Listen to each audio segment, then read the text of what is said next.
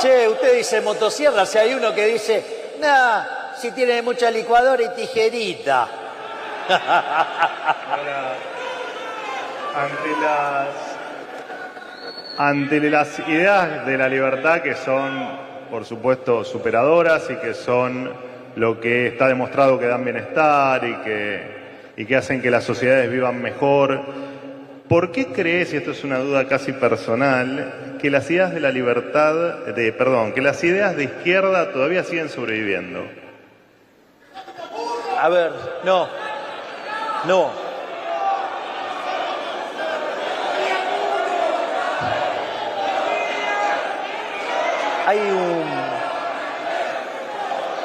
A mí me parece que es muy interesante el punto que vos haces, Manuel, y parte tenía que ver cómo me ganaba la vida antes de dedicarme a la política. Y es que la pregunta es por qué la gente abraza las ideas de la izquierda. Pensemos que cuando Menger, Gibbons y Walras desarrollan la teoría subjetiva del valor, Marx no quiso publicar su segundo libro porque quedó derrotado intelectualmente. Es decir, el segundo libro del Capital se publica lo publica Engels con Marx muerto, y después publican también, el tercero es una colección de trabajos. Y en esse sentido, ya había sido derrotado el marxismo. Después vino un libro de Eugene von Baaberg que se llama La conclusión del sistema marxiano, donde básicamente demuestra que es un error. No solo eso, sino que después el socialismo es derrotado conceptualmente con la obra de Mises, Socialismo, de 1922, donde demuestra que como no se puede hacer cálculo económico, el socialismo finalmente va a tener que caer. Eso también es perfeccionado más tarde por Hayek en Camino de Servidumbre. Efectivamente, el socialismo fracasa, pero no fracasa cuando la gente cree que fracasó en el año 1989. El socialismo fracasó, el socialismo real, en el año 61, que fue cuando tuvieron que construir el maldito muro. Yo siempre le trato de comentar, hay una canción muy linda de un español que además era tenor. Lo que pasa que en ese momento estaba Pavarotti, estaba Alfredo Kraus, Plácido Domingo, José Carrera, y el pobre Nino Bravo se fue a cantar melódico. Pero la canción Libre justamente cuenta la historia de Peter Fetcher, un chico de 18 años que cuando se paran queda del lado comunista y durante un año trata de elaborar su plan para huir, y justamente la historia cuenta de cómo los malditos comunistas lo asesinan por la espalda. Y hay una cosa que también es más grave, que Peter Fetcher no muere instantáneamente. Los malditos comunistas se lo llevan al medio de la plaza para que la gente lo viera agonizar y morir, para que supieran lo que se iba a pasar a aquellos que se querían escapar. Tienen 150 millones en el haber. Pero dicho esto, efectivamente después el socialismo cayó en el año 89, y ahí, los liberales cometimos el error de creer que el fin de la historia. Fukuyama. Y ahí ellos se reagruparon en el Foro de San Pablo, hoy Grupo Puebla, y ahí construyeron una estrategia para volver al poder en base a las ideas de Gramsci. Pero más allá de esto, yo eso lo explico en el último artículo de la parte 1, de cómo construyeron esta estrategia, pero la razón final es esta, la que decís vos, pero ¿por qué? Si fue un fracaso en lo económico, en lo social, en lo cultural, mataron a 150 millones de seres humanos, ¿por qué insisten con esto? Y en realidad, ahí está la respuesta. La respuesta está en un libro de Mises que se llama La mentalidad anticapitalista. Es decir, supongamos que tenemos una carrera y corren 20 y gana uno, pero hay 19 que perdieron. Entonces, ¿qué es lo que hace el socialismo? Trabaja sobre aquellos 19 que perdieron, creando una suerte, una idea de conspiración de que ganó uno, entonces si ganó uno pierde el otro. La idea... Resentimiento. ¿Cómo? Genera resentimiento. Exactamente. Cuando de hecho vos empezás a trabajar y vas al límite, te encontrás con el problema de la teoría del valor. Entonces vos decís, ¿pero por qué esta gente sigue utilizando la teoría valor-trabajo? Bueno, porque es lo que le permite aplicar la teoría de la explotación de Rothbardus y la plusvalía de Marx. Y eso está, básicamente, es lo no confesado del socialismo. Es decir, en una pátina de altruismo, detrás del socialismo se esconde la envidia, el odio, el resentimiento, el trato desigual frente a la ley, la violencia y el asesinato. Entonces, es la economía de los fracasados.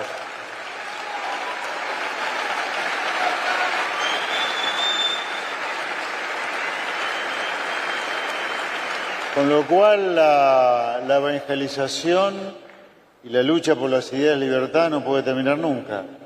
Exactamente. Hay que seguir, seguir y persistir.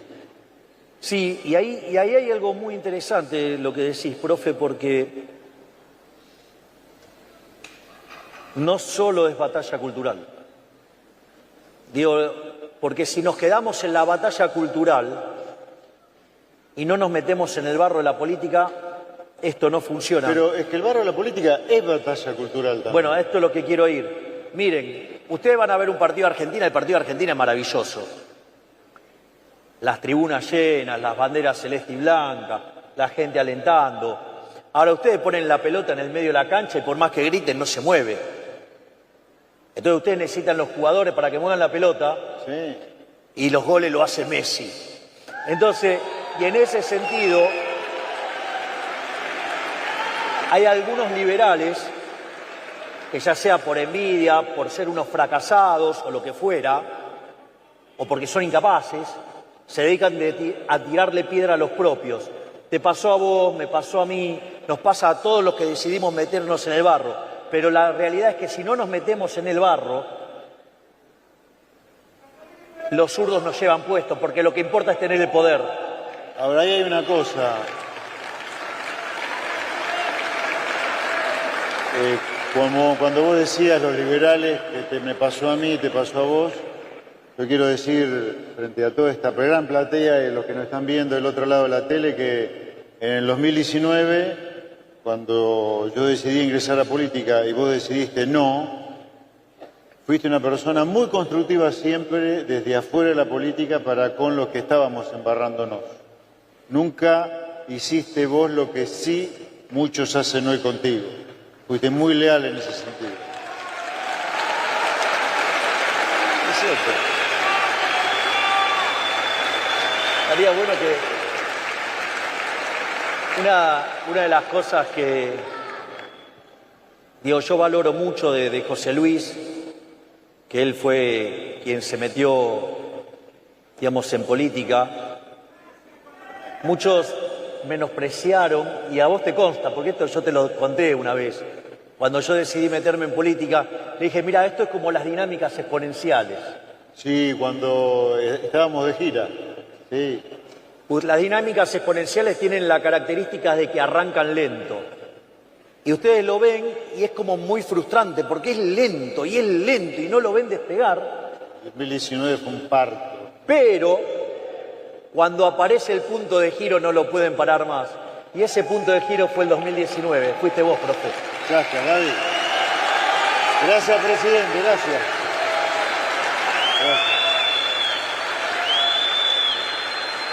Igual a nosotros la fuerza del cielo nos metió un combustible enorme. No, es la exponencial. La fuerza del cielo es la exponencial. No hubiéramos llegado si no. Si no, sería imposible. Todo tu mérito. Todo. Qué recuerdos aquel 2019, ¿no, José Luis? Sí. Todo. Él iba a ser Yo fui candidato. en el 2019. 10 días duré, pero fui candidato. Duraste más que en Pinedo como presidente, ¿de verdad? Sí, qué bárbaro.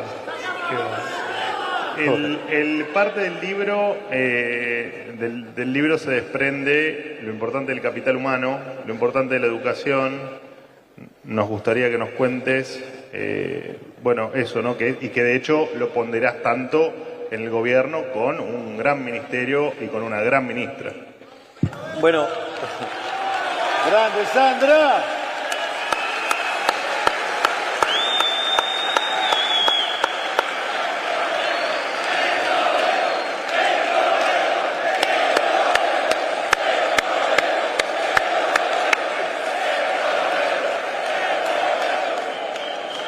una de las cosas que cuando solo testea el modelo de crecimiento económico en el año 57, yo lo expliqué ahí, solamente logra explicar el 15% y todo lo demás era residuo. Y una de las cosas que le dice George Tiller, que era quien manejaba el Departamento de Economía de Chicago, es: lo que pasa es que te está faltando el capital humano. Y el capital humano, el que dijo esa frase estudió en Chicago.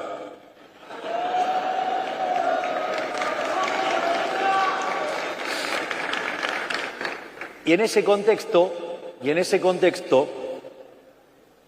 se desarrollan dos vertientes de capital humano. Una es la de microeconomía, que es la que tiene que ver con Gary Becker, y la otra la de Hirofumi Osawa, tutor de tesis de Sidrausky, probablemente el economista más importante de la historia argentina.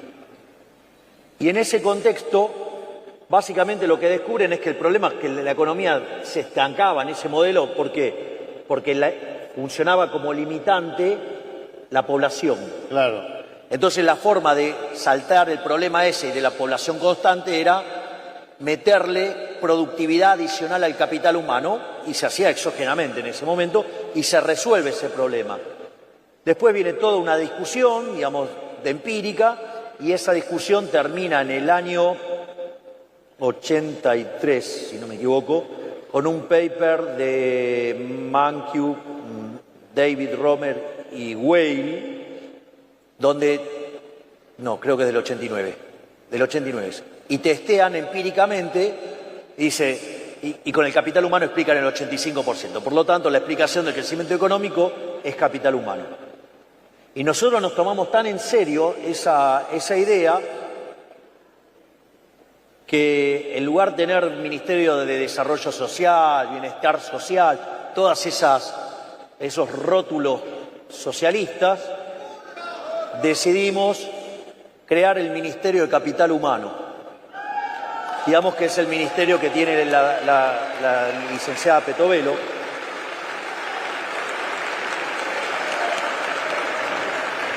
Y eso, nosotros cambiamos el sentido de la política social. La política social en Argentina siempre fue el asistencialismo, es decir, darte el pescado. Y nosotros lo que estamos haciendo es crear una situación donde vos aprendas a pescar y, si es posible, tener tu propia empresa de pesca.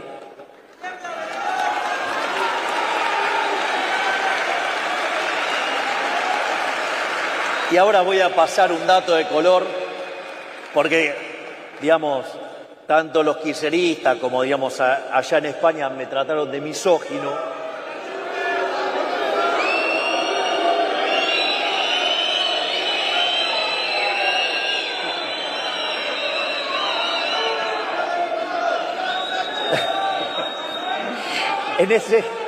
Está difícil hoy, ¿eh? Lo peor de todo es que tienen razón, muchachos. Pero digo,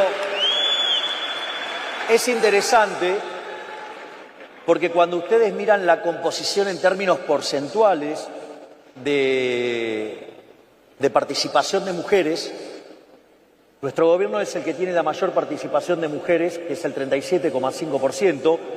Digamos, la doctora Petovelo, la doctora Bullrich y la doctora Diana Mondino. Digo, la secretaria de la presidencia, que es mi hermana, digamos que es mujer, o la vicepresidente, la doctora Victoria Villarruel.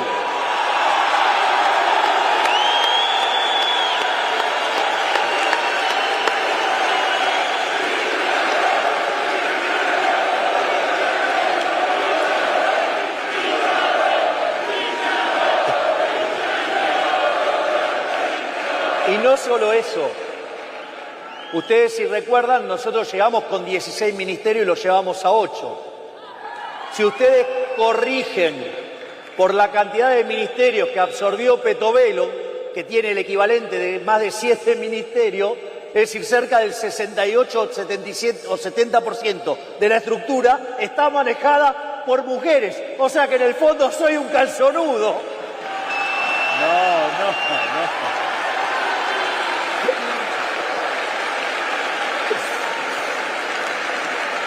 Dicho sea de paso, ahora que hablamos de bueno, dos cosas, ¿no? El equipo tuyo es extraordinario, la verdad que Es extraordinario. espectacular. Mirá, no la lo otra pude cosa- saludar, pero lo vi. Mirá, lo vi allá. Mirá, el que está saneando el Banco Central, el doctor Bausili. Gran equipo, brillante. Ahora, Bob Lucas, el premio Nobel de Economía, Robert Lucas Jr. sí, le daba mucha importancia a la difusión del conocimiento como factor de crecimiento. Él se preguntaba mucho por qué en ciudades muy densamente pobladas se generaba más conocimiento que en ciudades no tan densamente pobladas. Es como que el conocimiento se difunde y es factor de crecimiento. No hay rendimiento creciente a esa escala, no hay tanta tecnología, no hay capital humano, sino la importancia de cómo se difunde el conocimiento. Yo Sí. charlo con vos, aprendo algo de vos, yo lo difundo. Sí. A ver, ahí Robert Lucas Jr. trabaja con dos cuestiones. Porque si vos te quedaras solamente en la hipótesis de estudiar nada más, el día que saturaste no, Sí. no hay más. Entonces, fíjate que él habla de que en realidad no es solamente conseguir el conocimiento de las credenciales, sino de seguir aprendiendo mientras que trabajás y demás. Claro. Y la interacción que vos mencionás, bueno, eso a los aborteros le va a caer muy mal. Porque es el mismo problema que plantea y manifiesta Julian Simon, que es uno de los tecnooptimistas. Dice, la población, y esto lo dice Elon Musk, lo hablé con Elon Musk en la primera reunión y uno de los temas que vamos a trabajar es el de la población.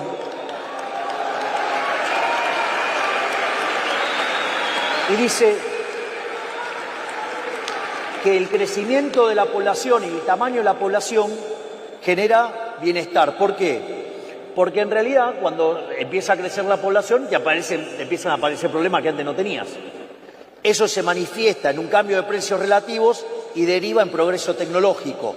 Es decir, que aparece el progreso tecnológico impulsado por la demanda. Y por otro lado, las chances de que vos tengas a Mozart en una población de 10 personas es mucho menor que si tuvieras una población de 1 millón. Por lo tanto, digamos, eso también demuestra que se dejen de joder con la Agenda 2030 y todas esas cosas, porque lo único que hace es a reventar la población.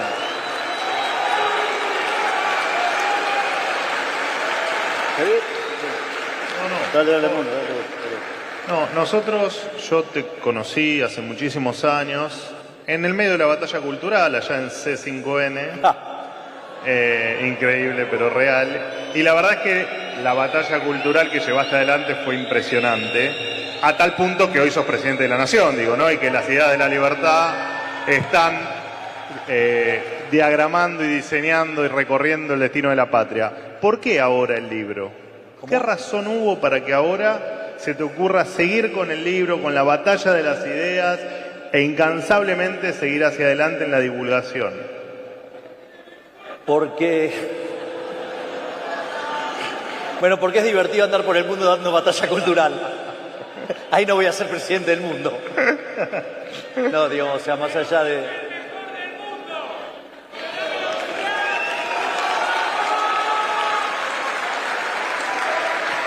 Ahí la realidad...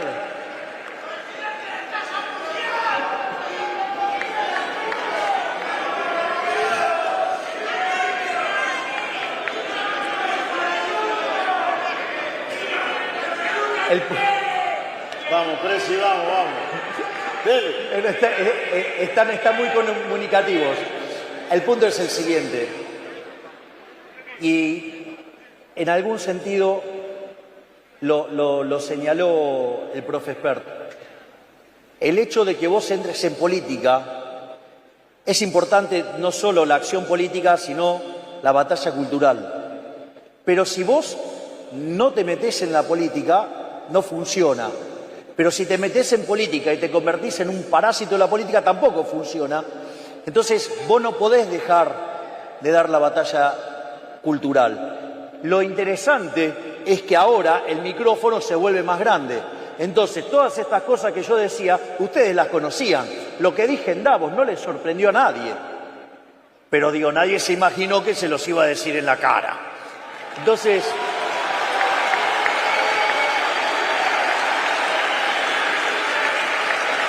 lo que quiero decir, y para ir cerrando, es la batalla cultural hay que darla,